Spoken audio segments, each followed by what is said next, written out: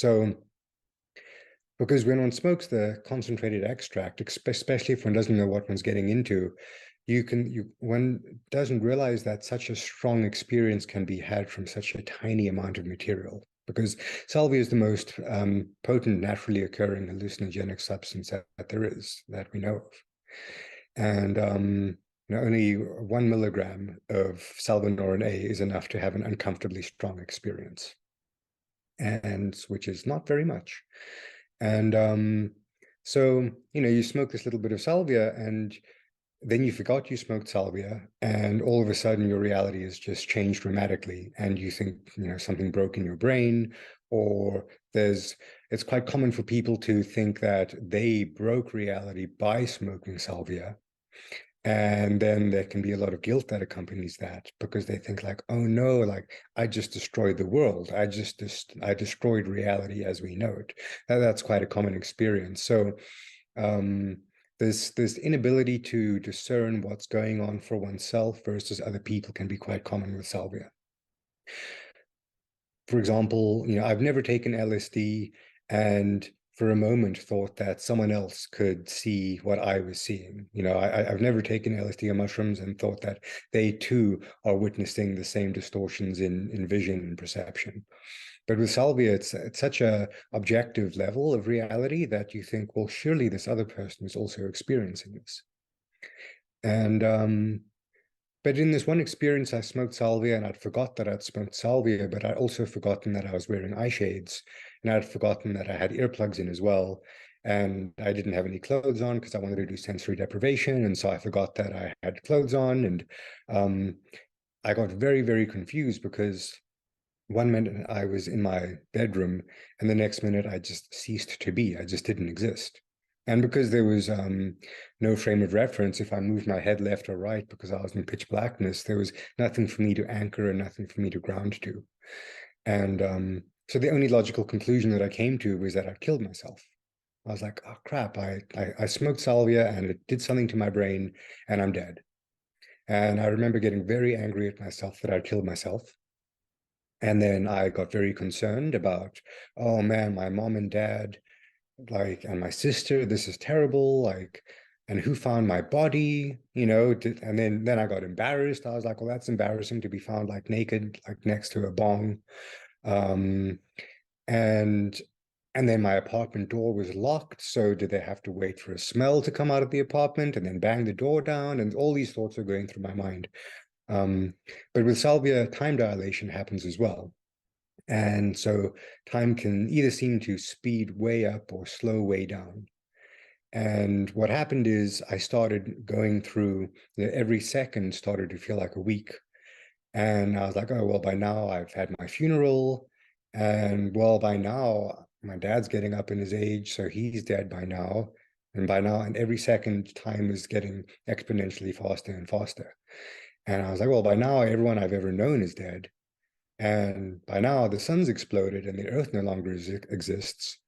And so I just kept going further and further outside of time and outside of space. And but there was still very, very clean awareness, which is something that is quite interesting with salvia. When I compare salvia to ketamine, for example, is ketamine can give me a little bit of fuzzy-headed awareness. Like the thoughts are still there and I can still engage with the medicine. But I noticed that with salvia, it's just more of a clean feeling of awareness. There's not that heavy, well, it's not an anesthetic for one thing, even though it is an analgesic, it is a painkiller. But one thing it's very good at doing is stopping the monkey mind chattering in your head, and stopping the dialogues that are actually not your own narratives. Many times we think we have self-speak, which is our own voice talking to us, but a lot of it was put in there by other people or by certain formative experiences that we had. And Salvia does a very good job of helping you parse out what is their voice and what is my voice, and what is my true authoritative voice. That is my I am awareness that exists in lieu of everything else. So in this near-death experience that I felt like I had with Salvia, everything was taken from me: my identity, my history, my the universe, time itself. But there was still a voice that could think, and there was still an I, and there was still an awareness in there that was able to perceive what was going on with quite a lot of clarity. And what happened was then I felt like I was a grid in a piece of graph paper. And that grid was representative of Christopher's consciousness. And next to me was another grid, and there was another grid and another grid. And every block of the grid was another being that had at one time been alive on Earth or will be alive on Earth. It was almost like this grid of souls, and that have been incarnate or have yet to be incarnate. It was almost like a grid of potentiality, and within each grid, with each in square, was a soul of potentiality. But what was happening was that this grid, it was a 2D plane, it was busy moving through space. And as it was moving through space, that's what was creating time. And it was leaving a trail behind it. And the trail that it was leaving behind it is what creates this space-time reality. And so now I don't know if it actually works like that, but the experience was that I was essentially on the edge of reality that was being created. I was on the ultimate now moment, and the now moment was moving. And then the grid lines dissolved, and I became all the conscious eyes. I became all of them. And so then it was just me. And that became lonely, funnily enough. Felt very, very lonely. Because when I was the grid of consciousness connected to other grids of consciousnesses, I was at least felt as if there was some sense of other around me. But when I was everything, there was no more other, and there was only me, or only everyone or everything. And I remember feeling very, very isolated. And then what happened was this big grid kind of elongated to where it became a long rectangle, and it kept stretching out until it became a line. And then once it became a line, it started to vibrate and became a wave.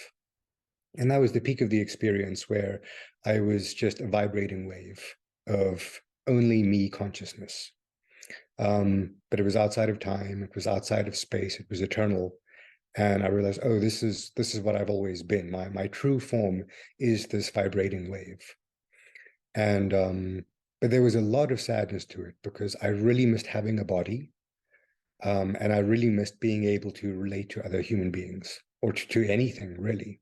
I missed having the ability of being able to exert my own volition, my own will over anything. Like the thought of raising my hand, were like, oh, what I wouldn't give to be able to have the ability to raise my hand. And so there was just ultimate loneliness. And then after that, I just felt myself kind of like a comet coming back in, and within a couple of seconds I was just thrown like back in my body. And I remembered I had a body, and I took the blindfolds off. And it was, well, it was confusing, because it was a lot of elation, because I thought, thank God I'm alive and I have a body. And at the same time, it was funny, because all those consciousnesses that were in the grids, they were all in my apartment with me. So it felt as if I was with the entire universe. There was me and all those other entities and all those other spirits and beings and souls were in the apartment with me. And the reason I say it was funny is because I'm not a body shy person, but I didn't have any clothes on at that time. And I felt really embarrassed, because I was like, wow, this is really vulnerable. I'm completely naked in front of the entire universe. I mean, it takes the dream of being naked in front of a school or shopping mall to the whole next level. And so I was like, oh man, so I went and I put some pajama pants on. I was like, sorry, everyone. And then that kind of faded away. And It was funny. It was only about 6 months later that I had the thought of. I'm not necessarily a religious person. I didn't grow up in a religious household, but it reminded me of. I was like, that's sort of analogous to the Adam and Eve story, where they ate from the tree of knowledge and they got some ultimate truth, and then they realized that they were naked in front of God, and they got embarrassed, and then they covered up with a fig leaf. Um, so, again, it was only months later, I was just like, oh, wow, how about that? I got some ultimate truth right there. And then I got embarrassed by being naked in front of what seemed like many gods, or the distillation of the one unification of God into many beings. And but that actually kept me away from Salvia for a year and a half, almost 2 years. I didn't want to go back to it because it honestly scared the hell out of me. Even though it was profound and it was one of the most meaningful experiences of my life, it was also downright terrifying. And and then I found myself being in this state of paradox, because I was like, okay, I know that there's this plant that I can engage with and have beautiful meaning experiences with and have loving entity presences and showered with love. And then there's also the fact that it might make me think I've killed myself. And so I changed my approach to where I started to see, okay, what is the minimum amount of salvia that I need to smoke in order to achieve any sort of change in my perception at all?